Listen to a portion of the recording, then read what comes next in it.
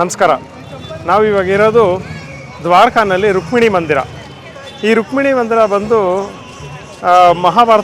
ಮಹಾಭಾರತದಲ್ಲಿ ಹೇಳ್ತಾರೆ, ಕೃಷ್ಣ ಆಮೇಲೆ ರುಕ್ಮಿಣಿ ದೇವಿ ಇಬ್ಬರೂ ಅವರೇನು ರಥದಲ್ಲಿ ದೂರ್ವಾಸ ಋಷಿಗಳನ್ನ ಕರ್ಕೊಂಡು ಬರಬೇಕಾದ್ರೆ ಈ ಜಾಗದ ಹತ್ತಿರದಲ್ಲೇ ರುಕ್ಮಿಣಿ ದೇವಿಗೆ ತುಂಬ ಬಾಯಾರಿಕೆ ಆಗುತ್ತೆ. ಬಾಯಾರಿಕೆ ಆದಾಗ ಕೃಷ್ಣ ತನ್ನ ಕಾಲಿನ ಅಂಗುಷ್ಟದಿಂದ ಗಂಗೆಯನ್ನು ತರಿಸ್ತಾರೆ. ಆ ನೀರನ್ನು ಕುಡಿದಾಗ ಇದನ್ನು ನೋಡಿ ದೂರ್ವಾಸರು ಭಾಳ ಕೋಪಗೊಂಡು ಅವರು ಶಾಪ ಇಡ್ತಾರೆ. ಆ ಶಾಪದಿಂದ ಏನಾಗುತ್ತೆ ಅಂದರೆ 12 ವರ್ಷಗಳ ಕಾಲ ರುಕ್ಮಿಣಿ ದೇವಿ ಇಲ್ಲಿರ್ತಾಳೆ, ಕೃಷ್ಣ ಬೆಟ್ಟದ್ವಾರಕದಲ್ಲಿ ಇರ್ತಾನೆ. ಈ 12 ವರ್ಷದ ನಂತರ ತಪಸ್ಸಿನಿಂದ ಮಾಡಿ ರುಕ್ಮಿಣಿ ದೇವಿ ಮತ್ತೆ ಕೃಷ್ಣ ಹಾಗೂ ರುಕ್ಮಿಣಿ ಒಂದಾಗ್ತಾರೆ.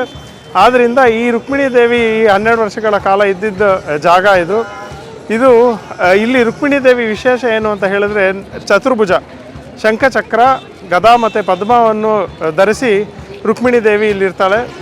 ಇಲ್ಲಿ ಇವತ್ತಿಗೂ ಜಲದಾನ ಅಂತ ಕೊಡ್ತಾರೆ.